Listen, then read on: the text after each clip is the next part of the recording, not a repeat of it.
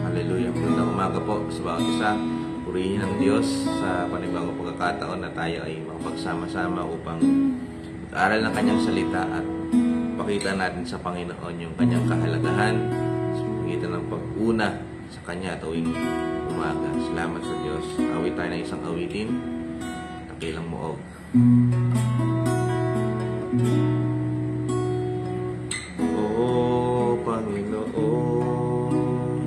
Aking kalakasan, iniibig kayong tunay. Matibay na muog at tagapagligtas, Diyos na sa akin nag-iingat, tagapagtanggol at kalasan. O Panginoon, aking kalakasan, iniibig kayong tunay. Matibay na muog at tagapagligtas, Diyos na sa akin nag-iingat, tagapagtanggol at kalasan. O Yahweh, dakila at tapat, papurit pagsambay, karapat dapat kayong tumanggap ng pagdakila at pagmamahal. Sa inyo ay alay, kayo ay banal, Diyos na magpakailan pa man. O Panginoon, aking kalakasan, iniibig kayong tunay. Matibay na muog at tagapagligtas, Diyos na sa akin nag-iingat, tagapagtanggol at kalasan. O Yahweh, dakila at tapat, papurit pagsambay, karapat dapat kayong tumanggap ng pagdakila at pagmamahal. Kay sa inyo ay alay, kayo ay banal, Diyos na magpakailan pa man. O Yahweh, dakila at tapat, papurit pagsambay, karapat dapat kayong tumanggap ng pagdakila at pagmamahal. Sa inyo ay alay, sa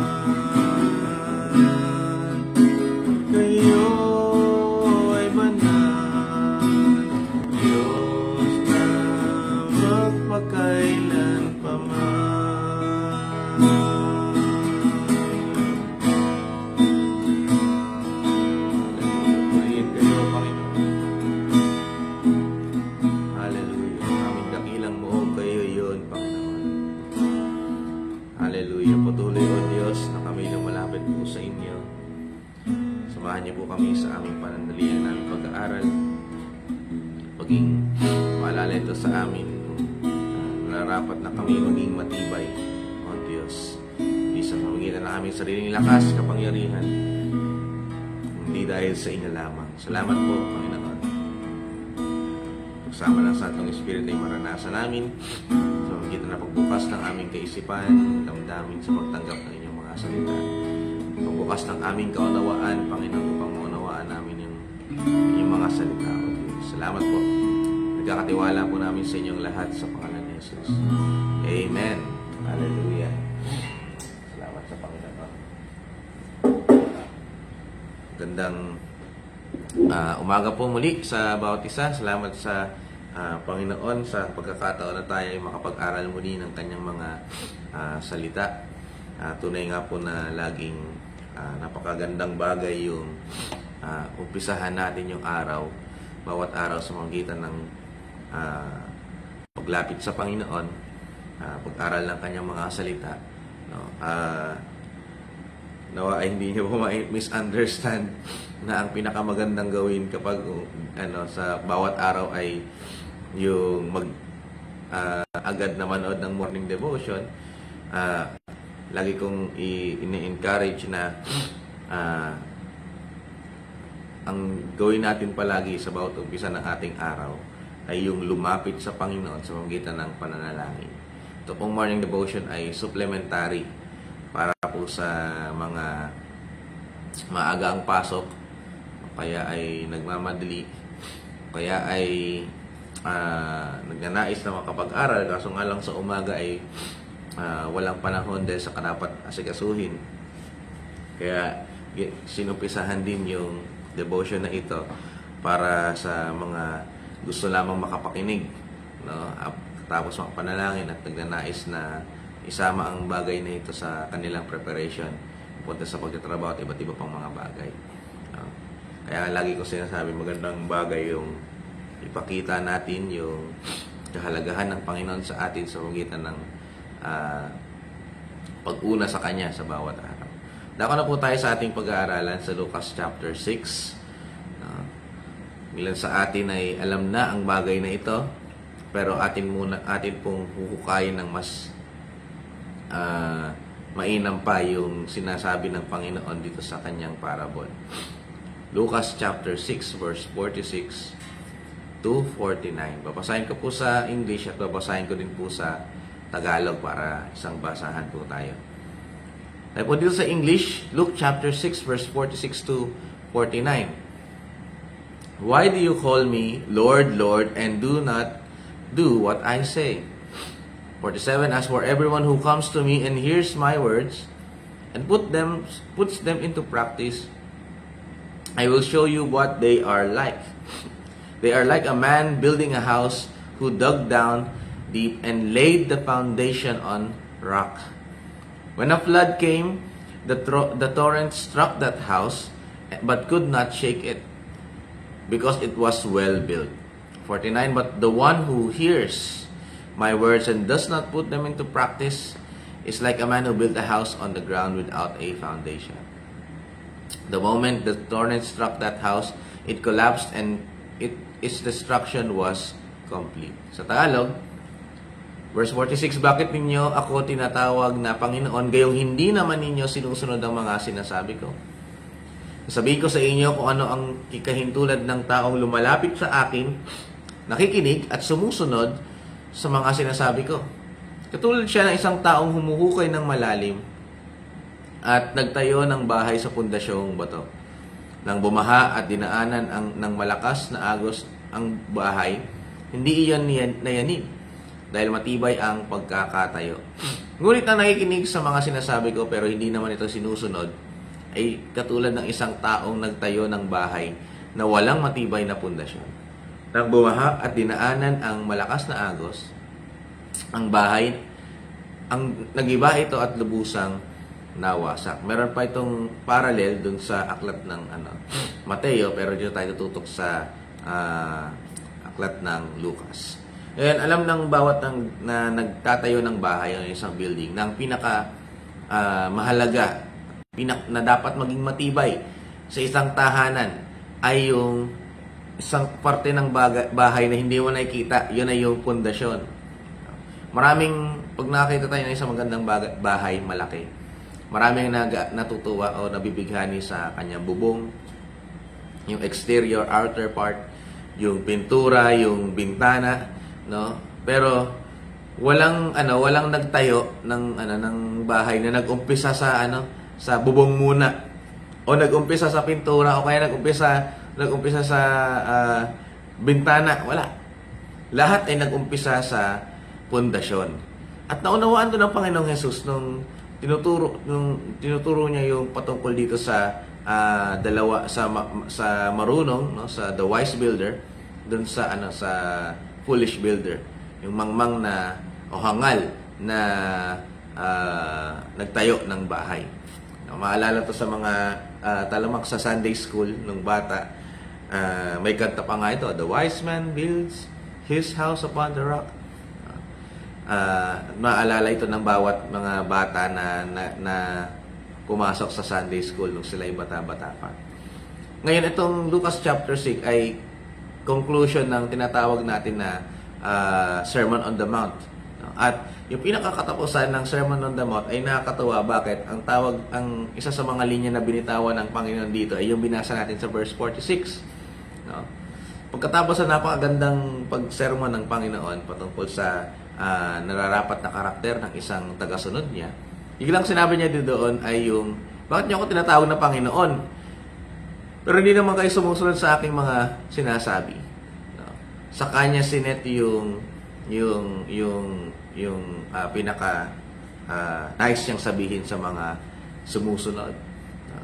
So itong tinuro ng Panginoon ay mostly common na po para sa ating lahat. At nababanggit lang ng paunti-unti sa mga sermon, pero hindi ito about sa discipleship, no? Hindi ito about sa mga iba pang mga kilos, kundi pamamagitan ng pundasyon. Tinuturo ng Panginoon dito ay yung sa pundasyon. At meron tayong mga ilang tutukoy na bagay dito, na ang kaibahan between dun sa dalawang nagtayo ng bahay, no, ay hindi dahil dun sa naging bagyo, naging pagbaha, no? Dahil parehas naman na naka-experience yung dalawa ng pagbaha. Pero yung kaibahan nilang dalawa ay makikita hindi dun sa panahon na sila'y binaha, kundi sa panahon na sila ay nagtatayo ng bahay. Balikan natin yung Luke chapter 46 verse 48. Sabi dun sa English, dun tayo sa marunong o wise man. Sabi doon, he is like a man, yung lahat ng nakikinig at sumusunod sa salita ng Panginoon, sa mga aral ng Panginoon. Sabi doon sa verse 48, he is like a man building a house who dug deep and laid the foundation on the rock. No? Ngayon, sa ilan, parang sobrang simple ng detalye na ito, pero medyo malalim-lalim po ito, mga kapatid. Sa Israel po, na malapulo ang bansa na ito, may mga pagkakataon na sa panahon ng tagtuyot, sa kanilang mga ilog, nagkakaroon na lang ng matinding pagtuyo. At yung part ng ilog ay nagiging sobrang tigas, sobrang dry, na iniisip ng ilan ay pwede silang magtayo ng pundasyon o ng bahay doon. Dahil sa isang taon, sobrang haba ng pagtuyo sa mga parte ng ilog ng Israel. Yung ilan ay nakapagtayo ng mga tahanan sa puntong iyon. For example, ito yung ilog, ito yung daanan ng ilog.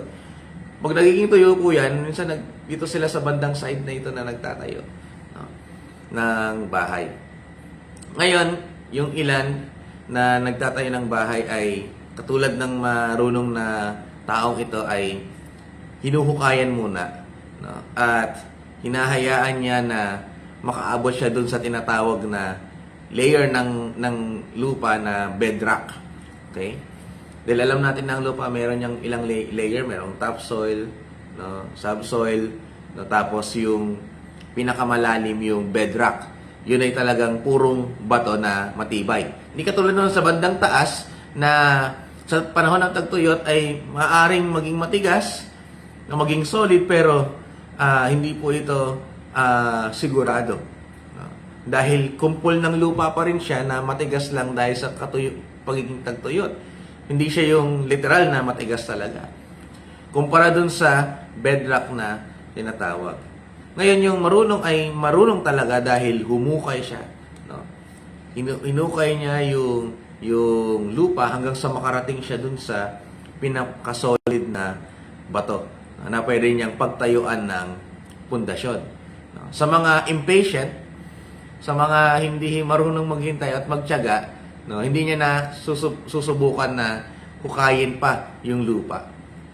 Aakalain niya na yung matibay na tuyong lupa ay sapat na para sa kanilang pundasyon, pero hindi. Hindi ganun yung ginawa ng marunong. No? Naghukay siya ng hukay hanggang sa makaabot siya dun sa matibay na pundasyon. Alam niyo po ba yung Panginoon parang ganun kung kumilos sa atin, na nagnanasa na mas lalong lumalim pa sa Panginoon. Yung tao, nakikita nila yung ministeryo natin. No?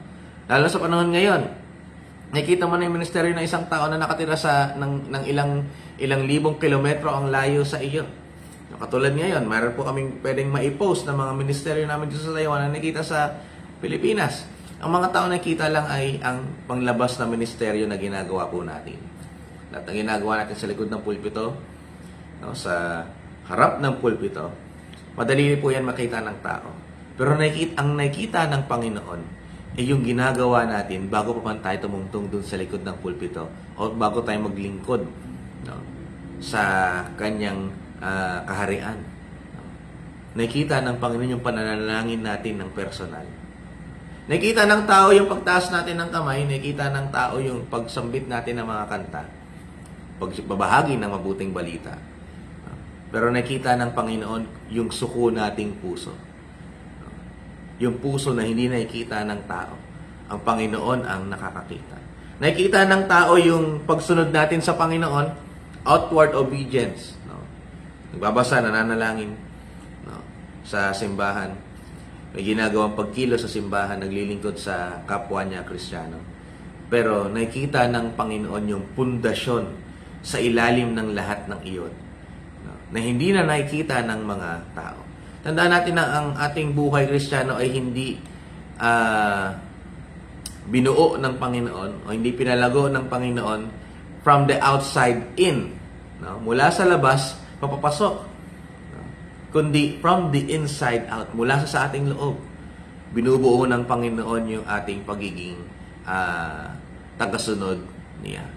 Ngayon, anong ibig sabihin dun sa Lucas chapter 6 na naghukay ng malalim itong mabuting taong ito o kaya itong wise man na ito? Anong ibig sabihin ng bagay na iyon? Kung titignan natin yung sa verse 47, yung lahat na nakikinig at isinasagawa yung kanyang mga itinuturo, yun yung ibig sabihin ng paghukay ng malalim. No? Makita natin dito, no, yung progression ng sinasabi ng Panginoon. Dumako sa pagtuturo ng Panginoon, narinig yung pagtuturo ng Panginoon, at sinunod yung pagtuturo ng Panginoon. Minsan nga, tumitigil na lang tayo dun sa pakikinig ng turo ng Panginoon, aral ng salita ng Diyos. Hindi natin sinusunod. Nagandahan ka sa sermon. Galing ng preacher. Ganda ng binitawang mga salita. At hanggang doon na lang tayo. Feeling natin na blessed na tayo at tapos na. Okay na. No? Madalas ay tumitigil tayo sa ganung punto. Pero nakalimutan natin, mga kapatid, kailangan din natin sundin yung ating mga napapakinggan sa simbahan. Nababasa. No? Naririnig sa iba pang mga nangangaral. Kailangan din natin to pakinggan. Maraming umatin sa Bible study, hindi natin mapagkakailayan. Marami nakakarinig ng mga sermon. Marami pang nakabasa ng mga Christian books. Iniipon pa natin yan sa ating bahay. No? Parang nagiging trophy natin yan Parang trophy bilang Kristiyano na marami tayong ipon na Christian books. Minsan nga, bibili na tayo ng Christian books, di pa natin binabasa. No? Marami ang nakakaalam ng iba't ibang mga doktrina. Marami pa nga sa ulo ng salita ng Panginoon. Pero sinabi ng Panginoon dito na hindi sapat yung pakikinig lamang. Yung alam mo, yung tinuro ng Panginoon. Kundi, ang ninanais ng Panginoon ay yung sinasagawa yung kanyang mga itinuturo. Yung wise builder na tinutukoy ng Panginoon dito ay yung buhay na nabago dahil sinagawa niya yung kanyang mga napakinggan. So yung paghukay ng malalim na tinutukoy dito sa Lucas chapter 6 ay yung pag hinahayaan natin ng Panginoon ay kumilos sa atin sa pamamagitan ng pagsunod natin sa kanyang mga salita na nababago yung ating buhay, nababago yung ating habits, no? Nababago yung ating mga pagkilos.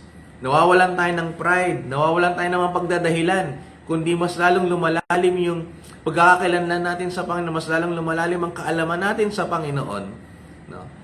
Kaya nagiging matibay yung ating pundasyon para ka naghuhukay hanggang sa makaabot ka doon sa matibay na pundasyon, no, na bedrock. Kaya makikita natin dito yung pagsunod, no, obedience sa kanyang mga napapakinggan ay isang ebidensya na tayo ay humukay talaga ng malalim, no, para magkaroon ng matibay na pundasyon. Ngayon kung isipin ng ilan kung gaano tayo katibay, kung marahil yung iba sa mga nakikinig ngayon ay iniisip na gano'n nga ba ako katibay? Gano'n nga ba katibay yung pundasyon na meron ako? Merong isang bagay na nag-reveal dun sa dalawa kung gaano katibay yung pundasyon. Hindi sa pamamagitan ng pagtayo nila ng bahay dahil marahil sa mga tao, sa paningin ng mga tao, dun sa dalawang nagtayo ng bahay, parang okay lang din naman. Hindi nga nabanggit dito sa Biblia kung merong pagkakaiba yung itsura ng kanilang bahay. Marahil parehas sila ng itsura ng bahay, pero ang pinagkaiba ng kanilang bahay ay yung pundasyon.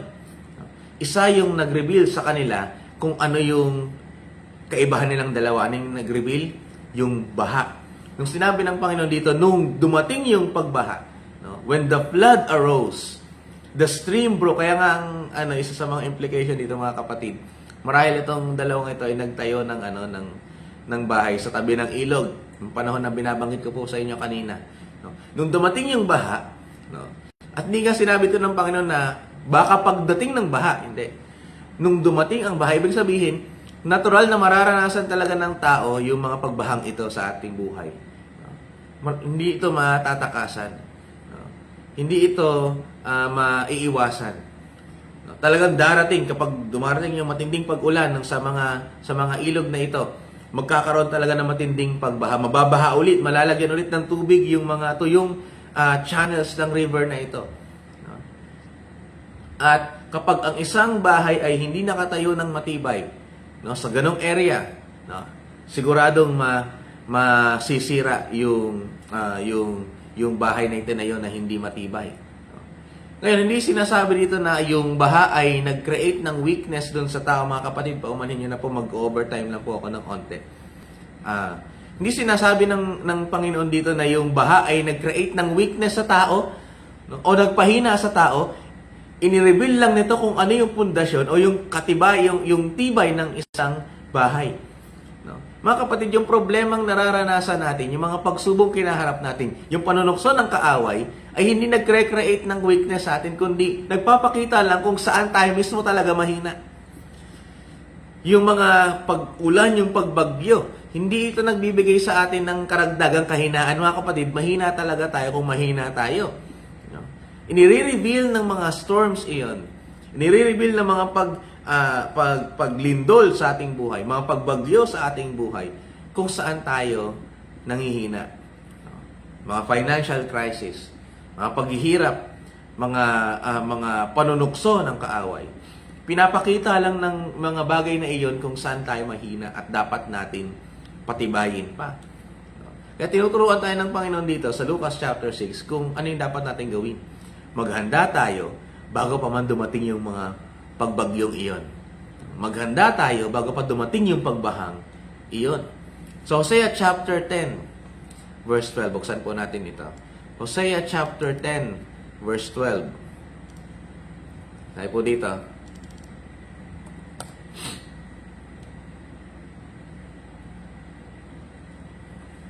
Sabi dito sa Tagalog, basahin ko po sa Tagalog. Hosea chapter 10, verse 12. Sinasabi ko sa inyo, palambutin ninyo ang inyong mga puso tulad ng binungkal na lupa. Magtanim kayo ng katuwiran na at mag-ani kayo ng pagmamahal sapagkat panahon na parang magbalik loob kayo sa akin hanggang sa aking pagdating at pauulanan ko kayo ng tagumpay. Punta natin yung sa umpisa.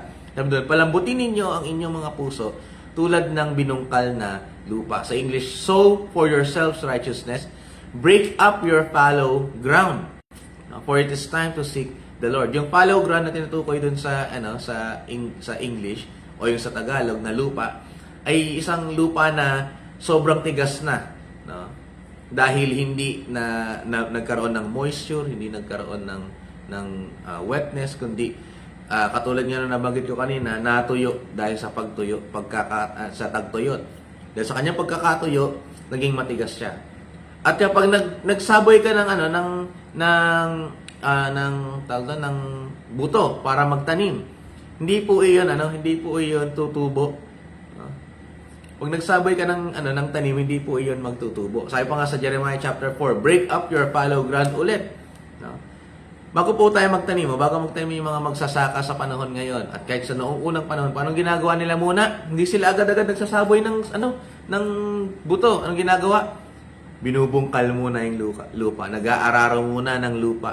Saka lang tinatanim yung buto. So, pinapakita dito ni Hosea sa chapter 10 na ang puso ay parang matigas na lupa. Sa Ezekiel, tinuturo rin tayo sa atin. Pinapahayag din ng mensahe ng Panginoon na ating puso ay parang matigas na bato. So, pinapakita ng Panginoong Hesus dito na ang puso ay parang lupa na kailangang mahukayan hanggang sa makarating tayo sa punto ng solid rock, bedrock na maayos na pagtatayuan ng pundasyon. Ngayon, nais ng Panginoon sa atin ay ma-prepare muna yung puso natin bago tayo mapatibay. Kailangan maging handa yung puso natin para maging matibay. Kasi hindi basta-basta hinahanda o hindi kumikilos ang Panginoon, mga kapatid, sa pusong bato. Hindi makakilos ang ang Espiritu ng Diyos sa pusong hindi handa. Alam niyo, marami tayong panalangin at isa ko doon sa mga ganitong panalangin na, Panginoon, kumilos kayo ng kamanghamanghang bagay sa akin. Gusto ko makaranas ng kamanghamanghang bagay. Gusto ko ng matitinding patotoo. Gusto ko makagawa ng matitinding bagay. Pero bago gawin niyo ng Panginoon, kailangan munang maging ayos yung ating puso. At gusto naman talagang gawin niyo ng Panginoon sa atin, mga kapatid, na makaranas tayo ng kamanghamanghang bagay, makapaglingkod tayo sa kamanghamanghang kaparaanan. Gusto ng Panginoon yun sa atin. Ang problema lang ay kung handa yung ating puso. Prepared ba yung ating buhay para makakilos ang Panginoon at masagawa iyon mga bagay na pinapanalangin natin? No? Lagi natin pinapanalangin yung mas matinding pananampalataya, mas matibay na pananampalataya. Pero ang ginagawa ng Panginoon, no, ay binabasag muna yung ating puso. Lagi nating hinihingi sa Panginoon na magbunga tayo ng madami. Pero ang ginagawa muna ng Panginoon ay inaararo yung lupa. No? Lagi nating hinihiling sa Panginoon na maging stable tayo, maging firm tayo. No? Pero ang hinihiling muna ng Panginoon sa atin ay maghukay ng malalim. Yung mga bagay na hindi nakikita, paghuhukay ng malalim. No? Yun yung munang nauuna bago makita yung pinaka-visible na pagkilos ng Panginoon.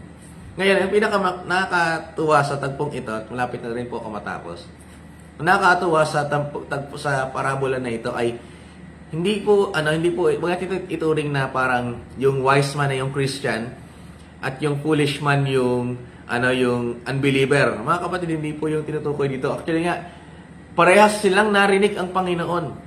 Parehas silang nakakinig ng salita ng Diyos. Pero ang pagkakaibang nilang dalawa, yung isa sumunod, yung isa ignorante. Hindi sumunod sa mga aral na kanyang narinig. Yun yung pagkakaiba nilang dalawa. Parehas silang nakarinig, marahil parehas silang tagasunod ng Panginoon. Sige, sabihin natin hindi tagasunod. Pero yung isa hindi sumunod. Parehas silang kilala ang Panginoong Hesus.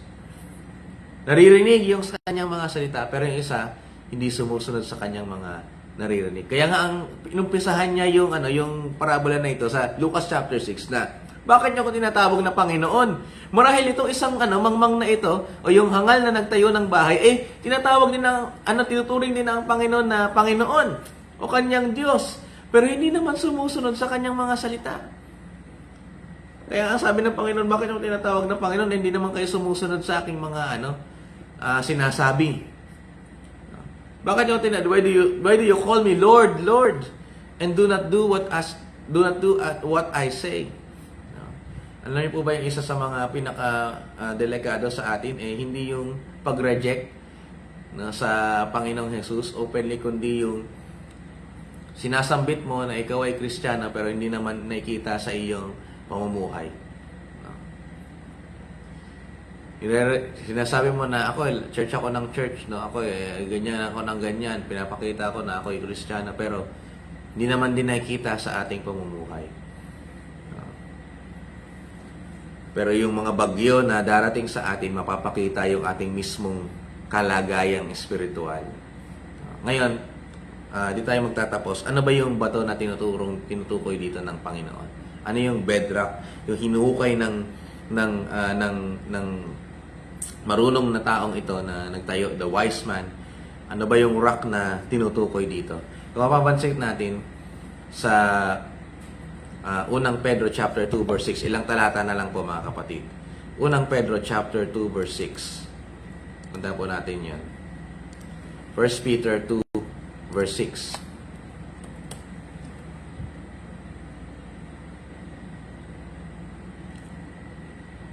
Tayo po dito. See, I lay a stone in Zion, a chosen and precious cornerstone. I-take note niyo po yun And the one who trusts in Him will never be put to shame. Ano yung binanggit dito ni Apostol Pedro? Punta naman tayo sa Isaiah chapter 28 verse 16. Isaiah 28 verse 16. O yung parallel niyan. Ngayon, basahin ulit natin sa English. See, I lay a stone in Zion, a tested stone, a precious cornerstone for a sure foundation. And the one who relies on it will never be stricken with panic. Ano yung binanggit na cornerstone dito? No? At malinaw na ang tinutukoy dito ay ang Panginoong Jesus. Bakit? Bukas pa tayo ng isa pang talata. Punta tayo sa Efeso chapter 2, verse 20. Efeso chapter 2, verse 20. Tayo po dito. Sa English, built on the foundation of the apostles and the prophets, with Christ Jesus Himself as the chief cornerstone. Ano yung tinutukoy ng Panginoong Hesus dito na sa kanyang parabola na sa batong matibay, batong pundasyon? Siya mismo ang Panginoong Hesus. At hindi lang to basta-bastang bato. No? Alam niyo po ba mga kapatid, marami tayong pwedeng ituring na pundasyon. Natandaan niyo po ito, maraming pwede tayong ituring na pundasyon ng ating pananampalataya. Napakadami. No? Pero iisa lang yung matibay. Sabi dito sa Isaiah chapter 28 verse 16. Behold, I am laying a stone in Zion, a stone, a tested stone, sigurado, subok na bato. Ito yung lagi natin naririnig sa mga sa mga sa mga commercial, sa mga patotoo ng ibang mga tao sa mga produkto. Subok matibay ito, mga kapatid. No, bro, subok na matibay itong sasakyan ko. Subok na matibay itong gamit ko.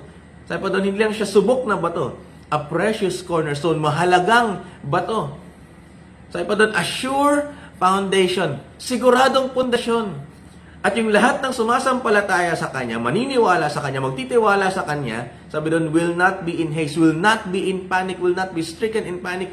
Kahit dumating yung bagyo, dumating yung paglindol, hindi siya basta-basta mababahala. Dahil nagtitiwala siya sa siguradong bato. Mga kapatid, ulitin ko yung sinabi ko kanina. Marami tayong pwedeng maturing na pundasyon sa ating pananampalataya. Marahil yung ating pastor, yung pundasyon ng ating pananampalataya. At kapag nawala na si pastor, wala na rin tayo. Marahil yung ating pundasyon ay yung ganda ng ating church. Pero pag nalipat tayo sa ibang mga maliliit na simbahan, mawawala na rin yung ating pananampalataya. Manghina yung ating pananampalataya. Marahil yung ating pundasyon yung mga aktibidades sa loob ng church. At pag nawala ng aktibidades sa loob ng church, manghihina na rin tayo. Hindi ko sinasabing hindi yan mahalaga, mga kapatid, magandang bagay rin iyan. Baka marahil yung pundasyon ng ating simba, ang pundasyon ng ating pananampalataya, yung sa masasarap na pagkain na tatanggap natin, mga church outing, mga sports fest, okay lang po yan lahat ng iyan, pero kung dyan yung pundasyon ng ating buhay, no? Kaaba-aba po tayo. Marami tayong pwedeng maituring na pundasyon. No? Pwede yan. Sige, sabihin na lang po natin mga kapatid, iba-iba yung pwede natin maging pundasyon sa pananampalataya ng isang tao. No? Marami tayong pwedeng pagpatungang pundasyon. No? Iba't ibang uri. No? Pero iisa lang yung subok na matibay. Subok na maaasahan. Na kapag sa kanya ka nanganlong, na kapag sa kanya ka ng tiwala, kahit dumating yung pagbagyo, dumating yung pagbaha, dumating yung lindol, hindi ka mababahala. Dahil alam mo na subok na matibay, subok na mahalaga, siguradong pundasyon yung iyong pinagkakatiwalaan. At sa mga salita ng Panginoon na nating nabanggit, isa lang yung pundasyon na iyon na subok na matibay, yun ay ang Panginoong Jesus. Yun ang nararapat na pundasyon ng ating pananampalataya. Hindi yung religious activity, hindi yung church attendance na meron tayo, hindi yung ating mismong sariling kabutihan. Ang pinakasiguradong pundasyon ng ating pananampalataya ay ang Panginoong Jesus mismo. Kapag ang ating pananampalataya ay naumpisahan sa Panginoong Jesus at siya ang naging pundasyon at siya ang nagpapatibay, siya yung nagsasaayos, no, yung nagtitiwala sa Kanya, sumusunod sa Kanya, sumusunod sa kanyang mga itinuturo. Ibig sabihin po nun, nakapatong tayo sa matibay na pundasyon at yun ang Panginoong Jesus. Amen po ba? Hallelujah. San kaya nakapatong yung ating pananampalataya? Ano kaya yung pundasyon ng ating pananampalataya? Last na talata na lang po. Doon tayo sa Hebrew chapter 12, verse 28. Tabo tayo dito. Dito na po ako magtatapos. Hebrew chapter 12, verse 8. Sabi dito,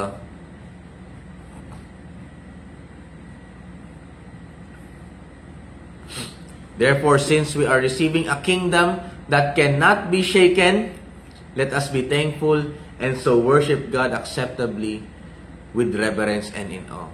Sabi sa Tagalog, kaya magpasalamat kayo sa Diyos dahil kabilang na tayo sa kaharian niya na hindi mayayanig. Kumpara sa lahat ng kaharian sa mundong ito at sa mga karihang mabubuo pa sa mga susunod na panahon, isa lang yung kaharian na hindi na sigurado. No? No? Isa lang yung pundasyon na hindi na siguradong sigurado. Yun ay ang kaharian ng Panginoon. No? Ulitin ko lang po. No? Hindi yung magaling na pastor, hindi yung magandang church, hindi yung madaming aktibidades sa loob ng simbahan, hindi yung attendance mo sa simbahan. Na minsan yung attendance natin, pinagmamalaki natin, pero hindi naman tayo nagpe-pray. Hindi yung dami ng iyong kaalaman, kundi mismo yung pundasyon na pinakamatibay ang ating Panginoon. He is the sure foundation. Kung magbibigay lang ako ng onting sobrang bilis na recap sa ating pinag-aralan ngayon, sa Hosea chapter 10, verse 12, kung nais natin magkaroon ng matibay na pundasyon, break up the ground. Hayaan natin na mababasag yung ating puso. Basagin ng Panginoon yung ating puso. Palambutin ito. No? Dig deep. Sabi sa Luke chapter 6. Maghukay tayo ng malalim. No? And let that foundation be built on the bedrock, on the cornerstone, the chief cornerstone, our Jesus Christ. At sa panahon na darating yung pagbaha, panahon na darating yung pagbagyo, sa panahon na darating yung paglindol, hindi ka mababahala. Mananatiling matibay yung pundasyon. Dahil nakatayo tayo sa pundasyong matibay. Dito rin po ako magtatapos. Last na po ito. Alam niyo po ba, dito sa Taiwan, matik na po na kapag Taiwan building, matibay sa lindol. Pag lumilindol po ito, hindi sila nababahala.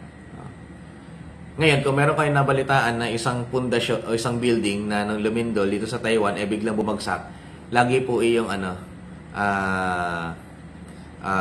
tawag dito, lagi po yung inimbestigahan.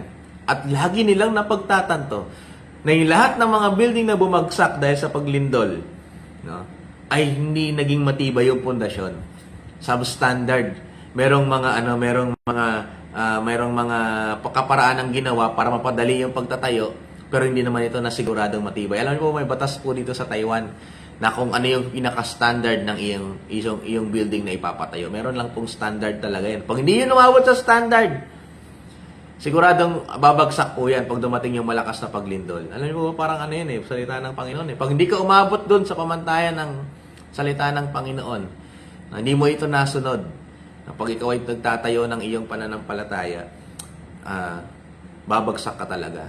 Ngayon, meron dito ang isang building, yung pinakamataas na building sa Taiwan, yung Taipei 101. Na talagang, ang tagal na pong nakatayo doon. Kasama ang Taiwan sa tinatawag natin mga bansa na nasa loob ng Pacific Ring of Fire. Na siguradong merong mga paglindol, pagputok ng bulkan at marami pang iba. Kasama rin ng Pilipinas po doon. Pero alam niyo po dito sa Taipei 101, meron siyang countermeasure. Para kahit dumaan yung malakas na lindol, masisiguradong nakatayo pa rin siya. Meron siyang something sa loob niya, sa pinakatuktok ng malaking bola. Nasa unang tingin, parang hindi kumikilos. Pero pag pinafast forward siya, pag-ewang-gewang siya palagi. No? Na kapag biglang dumating yung, yung Taipei 101, dumating yung lindol, papaganito. No? Lalaban yung bolang yun na nasa loob para hindi siya mag-sway ng matuluyan na bumagsak.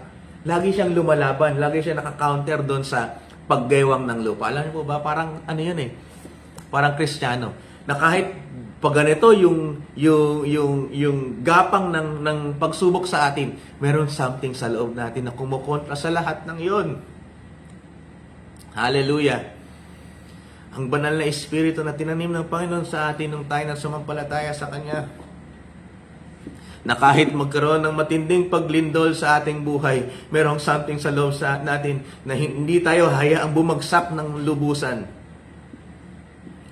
At nag-umpisa yon dahil sa Panginoong Jesus na ating pundasyon. Kaya mga kapatid, sa panahon ng mga unos, sa mga paglindol, huwag nating kalimutan na meron sa ating loob na lalaban sa tuwing dadanas tayo ng paglindol. Nalalaban kapag dumadanas tayo ng pagsubok, kung ang hampas ng hangin, hampas ng alon, hampas ng pagbaha ay pagganito, lalaban pabalik yung nasa sa loob natin. Tutulungan niya tayo na hindi bumagsak. Sinasabi rin sa salita ng Panginoon, He is able to keep you from falling.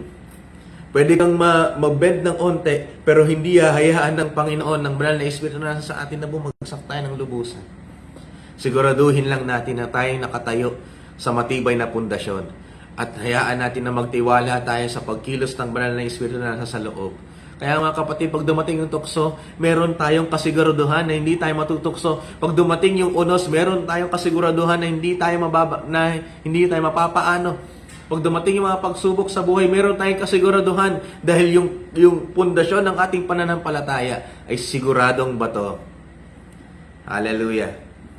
Tayo po'y manalangin. Aming Ama, salamat po sa inyo sa umagang ito. Salamat sa inyong mga salita. Kung natagpuan nyo kami, Panginoon, at kayo nakakaalam nito, minsan nga hindi kami aware na kami ay merong kahinaan, merong kaming mahinang pundasyon sa aming pananampalataya. O merong isang area sa buhay namin na hindi pa matibay. Salamat sa pag-reveal, Panginoon. Salamat sa mga bagyong hinayaan po ninyo. Sa mga unos na hinayaan nyo na pumalo sa amin. Sa mga lindol na hinayaan nyong maranasan namin para ma-expose yung kahinaan namin, Panginoon. Para ma-expose yung mahinang pundasyon namin. May expose yung mahinang parte ng buhay namin. Salamat, Panginoon. Kaya sinasabi rin sa inyong salita, sa inyong mga salita, magalak sa mga dumarating na pagsubok. Dahil ito'y ginagamit ninyo para kami ay mapatibay. Hindi nyo ginagamit yung mga pagsubok na ito para madagdagan yung aming kahinaan, kundi para ma-reveal yung mahina sa amin. Dahil nagnanasa kayo na kami ay mapatibay. Maraming salamat po. At once na ito ay na-reveal sa aming Panginoon, magnasa kami na mapatibay, O Diyos, ang aming buhay, ang aming pananampalataya.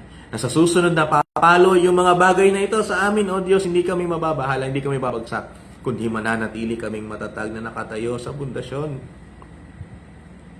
At kayo yon, Panginoon. At meron sa aming loob na inyong binigay nung tinayo niyo ang inyong pundasyon sa krus ng Kalbaryo. Kami ay sumampalataya binigay ninyo isa pang sisigurado para kami ay hindi bumagsak. Yun ay ang Santong Espiritu. Na patunay ng aming kaligtasan, patunay na ang aming pundasyon ay nakatayo sa inyo, O Diyos. Salamat po, Panginoon. Patuloy na mga aral ninyo sa oras na ito ay magbigay sa amin ng kalakasan. Nihiling ko rin po, Panginoon, na patuloy ng aral na ito ay mapagyaman niyo pa. Napakakulang ng aming oras sa tuwing umaga, Panginoon. Pero nawa, sa tulong ng Santong Espiritu, sa aming pagme-meditate ng inyong mga aral ay mapagyaman pa po ito. Patuloy na mag-reveal pa kayo ng mga makatulong sa amin para mas maunawaan namin ang bagay nito. Salamat, Panginoon. Wala kaming ibang pwedeng bigyan ng pasasalamat at papuri. Kayo lamang, Panginoon, ang karapat dapat na tumanggap ng papuri at pasasalamat. To you be all the glory, O God. In Jesus' name we pray. Amen. Hallelujah. God bless po.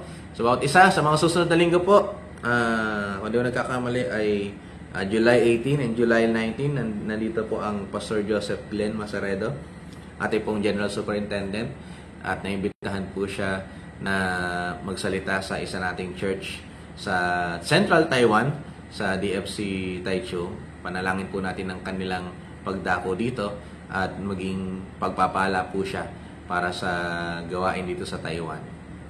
At patuloy po na panalangin natin yung kanilang mga resources, mga gagamitin para sa kanilang pag-mission dito, na patuloy na mapagpala siya ng Panginoon, maging magpapala sa aming lahat na naririto, at patuloy na ang kanyang pagbisita ay maging kalakasan po sa mga mananampalataya. So, purihin po ang Panginoon. God bless po sa inyong lahat. Bati tayo ng onti bago po tayo magtapos. Sister Eileen, Sister Arlene, Sister Jovelyn Domensil, pagpalay po kayo ng Panginoon. Arlene Balmes, Nanay Malu, Naibe, God bless po sa inyo. Sister Mila, Sister Pastora Ana Buo Flor, God bless po sa inyo dyan. Derlino Balba, Ninang Jeline, God bless po sa inyo. Si Sister Belda Papa, Brother Daniel, Brother Jerry, God bless po sa inyo. Sister Ira, Brother Mario, Sister Rosario, Sister Luz Biminda, Sister Pearly, God bless po sa inyong lahat na mga nakinig sa oras na ito. Pastora Marita, God bless po sa inyo. Sister Leslie, magpalain po kayo ng Panginoon. Sir Arceli, Sister Gerlin, Brother Edgardo, God bless po sa inyo. Pagpalain po kayo ng Panginoon. Sister Evelyn, Pastora Teresita, Pastora Tere, isa sa mga magigiting nating lingkod. Sister Mercy, Nanay Lorna, God bless din po sa inyo dyan sa Balagtas, Bulacan. Sister Lynn, God bless po sa inyo. Sister Leslie, pagpalain po kayo ng Panginoon. Sister Elsie, pagpalain po kayo ng Panginoon. Saan man po kayo pumaparoon, sa Middle East man, dito sa Asia, sa Taiwan, sa Pilipinas, ang pagpapala po ng Panginoon ang sumainyo. Sige po sa mga susunod na devotion. God bless po sa bawat isa.